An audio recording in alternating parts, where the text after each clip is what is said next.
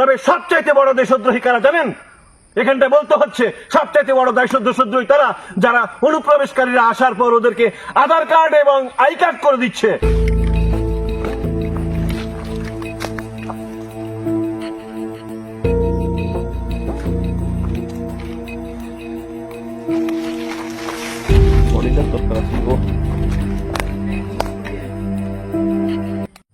নমস্কার, সাপ কথার পর্দায় আপনাদেরকে নিয়ে এসেছি আজকে একটা বিশাল একটা ঘন জঙ্গলে। ঘন জঙ্গল মানে একেবারে ঘন জঙ্গল। এটা হচ্ছে বরপাথরি থেকে কাছাড়ের দিকে যাওয়ার সময় কাছাড়ের পার্শ্ববর্তী একটি জায়গা, একেবারে নিঝুম নির্জন জায়গা। এখানে কোনো শুধু ঝিঝি পোকার আওয়াজ ছাড়া আর পাখির আওয়াজ ছাড়া এখানটা কিছু নেই। এই জায়গাতে আমরা আপনাদেরকে নিয়ে এসেছি কেন জানেন? কণা দেবনাথ বলে একজন গৃহবধূ নিখোঁজ হয়েছিল গত মাসের 28 তারিখে, এখনো অব্দি খুঁজে পাওয়া যায়নি। গত রাত প্রায় 2টো বাজে তখন আমার কাছে সাপকথার পরিবারের কাছে খবর এসছে যে একটি মহিলাকে এখানটায় হয়তোবা খুঁজে পাওয়া গেছে, একটা বডি পাওয়ার একটা সম্ভাবনা রয়েছে। আমাদের সন্দেহ জেগেছিল মনে, কেননা কণা দেবনাথ গত 28 তারিখ নিখোঁজ হওয়ার পর বিভিন্ন ভাবে গল্প উঠেছিল। কণা দেবনাথের মেয়ে বারবার সাপকথার পরিবারকে ফোন করেছিল মায়ের একটা নিখোঁজ নিউজ করার জন্য। আমরা করিনি, কেননা আমাদের সন্দেহ ছিল যে এই জায়গাতে কিছু একটা হতে পারে। কেননা 2021 সনের 18 এপ্রিল ওই কণা দেবনাথের বাড়িতে যার হাজবেন্ড, যিনি বলছেন যে ওনার হাজবেন্ড হচ্ছেন রাজু দাস, রাজীব দাস, সে রাজু কিন্তু স্বীকার করেনি যে কণা দেবনাথ ওনার স্ত্রী।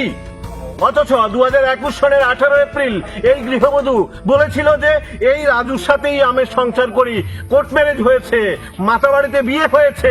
অস্বীকার করেছে রাজু স্বীকার করেনি। তখন আমাদের সন্দেহ হয়েছিল কেন রাজু ওকে অ্যাভয়েড করছে, যেই মহিলাকে ওর বাড়িতে 2.5 বছর পর্যন্ত রেখেছিল। ওই মহিলা বলেছে আমি 2.5 বছর এই বাড়িতে আছি, অথচ রাজু বলছে উনি আমার স্ত্রী নন, ওনার আগের সংসার রয়েছে। তাহলে এখানটা একটা প্রশ্ন উঠে আসছে, রাজু তাহলে কোন হিসাবে ওই মহিলাকে বাড়িতে স্থান দিয়েছে? আমাদের বিলোনিয়ার একেবারে সিএমও অফিসের পেছনেই একটি বাড়ি রয়েছে, একটি জায়গা কিনে রাজু বাড়ি করেছে। ওই বাড়িতেই উনি ছিলেন, কণা দেবনাথ ছিলেন। 2021 সনের 18 এপ্রিল উনি অভিযোগ করেছিলেন এলাকাবাসীরা ওনাদের ঝগড়া বিবাদের জন্য, স্বামী স্ত্রীর ঝগড়া বিবাদের জন্য বেরিয়ে যেতে বলেছিল এলাকা থেকে বেরোনোর জন্য ওনারা রিটার্ন স্বাক্ষর করেছিলেন। তখন থেকেই যুদ্ধ চলছিল। শেষমেশ গত 28 তারিখ কণা দেবনাথকে খুঁজে পাওয়া যায়নি। সাপকথার পরিবারের কাছে বারবার ফোন এসেছিল কণা দেবনাথ নাকি কোনো এক বাইকে করে চলে যাওয়ার মতো একটা খবর এসছে, কিন্তু এরপর কোথায় কণা দেবনাথ গেছে সে বিষয়ে কেউ কিছু জানেন না। কথা সেখানে শেষ নয়, আপনারা নজর রাখবেন। কেননা এই রাজুকে সাপকথার পরিবারের পক্ষ থেকে এই রাজুকে বারবার ইন্টিমেশন দেওয়া হয়েছিল, তুমি বোধহয় কোথাও ভুল করছিলে। আমরা তথ্য বের করেছি রাজুর বাবার নাম অমৃতলাল দাস, রাজুর মায়ের নাম নমিতা দাস। কিন্তু রাজু যখন বিলোনিয়াতে এসে একটি জায়গা করে নিয়েছে, মাইসরাতেও নাকি ও জায়গা কিনেছে ওর মুখের কথা ভাইয়ের সাথে, ও এখানটা এসছে রাজু দাস কেয়ার অফ অনিল দাস বলে, অনিল দাস বা অজিত দাস বলে। যেই আই কার্ড এবং আধার কার্ড ছিল সেখানে বাবার নাম যেটা ছিল সেটা ওর বাবা, আসল বাবা নয়। ওকে ফোন করেছিলাম যে তোমার বাবার নাম কি, উনি ভুলভাল বলছিলেন। তখন আমি জিজ্ঞেস করলাম অমৃতলাল দাস কে, তাহলে বাবা কজন? তখন ও থমকে গিয়েছিল। বলেছিলাম মায়ের নাম কি, নমিতাকে, ও থমকে গিয়েছে। শেষমেশ আমাকে বলল যে আমি তো বাংলাদেশ থেকে এসেছি, এখানে এসে কাগজ করেছি। এটা তো আপনি জানেন দাদা। কি জানবো? বাংলাদেশ থেকে অনুপ্রবেশকারীরা আমাদের এখানটায় আসবে, বিয়ে করবে, এখানে গৃহবধূকে মেরে ফেলবে, মেরে এখানটায় রাত্রিরে পুঁতে দেবে। 16 দিন পর আমরা গৃহবধূকে খুঁজে পাচ্ছি এখানে, অথচ ওখানটায় নিশ্চিন্তে নির্দ্বিধায় দোকান করছিল, একটা জুয়েলারি দোকান ছিল। ও জুয়েলারি দোকানতে সে কর্মব্যস্ততায় ছিল, কিন্তু ও কোনো জিডি এন্ট্রি করার মতো ওর কোন রকমের মানসিকতা ছিল না। তাহলে একজন একটা ছেলে 2.5 বছর যাবৎ যেই মহিলার সাথে একই ঘরে ছিল, ওই মহিলাকে কোন রকমের স্বীকৃতি না দিয়ে অথচ আমাদের কাছে এসছে।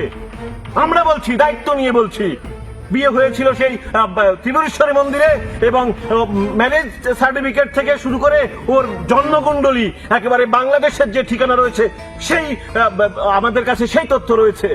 পাশাপাশি 21 এপ্রিল 2021 18 এপ্রিল ওই এলাকার যারা অভিযোগ করেছিল সেই তথ্য আমাদের কাছে রয়েছে। সুতরাং সাধু সাবধান, যারা দূর থেকে এসে অনুপ্রবেশকারী হয়েও এখানটায় এসে কখনো বা গৃহবধূকে মেরে দিচ্ছেন, কখনো বা অপ্রীতিকর কিছু করছেন, কখনো বা অসামাজিক কিছু করছেন, বা নিজেদেরকে ভারতীয় নাগরিক হিসেবে স্বীকৃতি দেওয়ার জন্য মিছে মিছে বিয়ে করে নিচ্ছেন, সাবধান, আমরা কিন্তু ছাড়বো না। তবে সবচাইতে বড় দেশদ্রোহী কারা জানেন? এখানটা বলতে হচ্ছে সবচাইতে বড় দেশদ্রোহী তারা যারা অনুপ্রবেশকারীরা আসার পর ওদেরকে আধার কার্ড এবং আই কার্ড করে দিচ্ছে।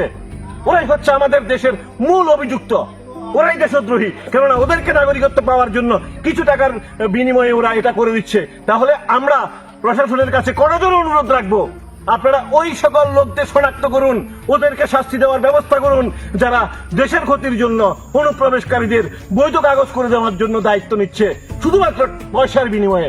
আর কিছু বলবো না, চোখ রাখুন সাপকথার পর্দায়। সামনে কি হচ্ছে এই কণা দেবনাথের বিষয় নিয়ে সে বিষয় তুলে ধরবো সাপকথার পর্দায়। চোখ রাখুন সাপকথার পর্দায়, কথা বলবো আমরা।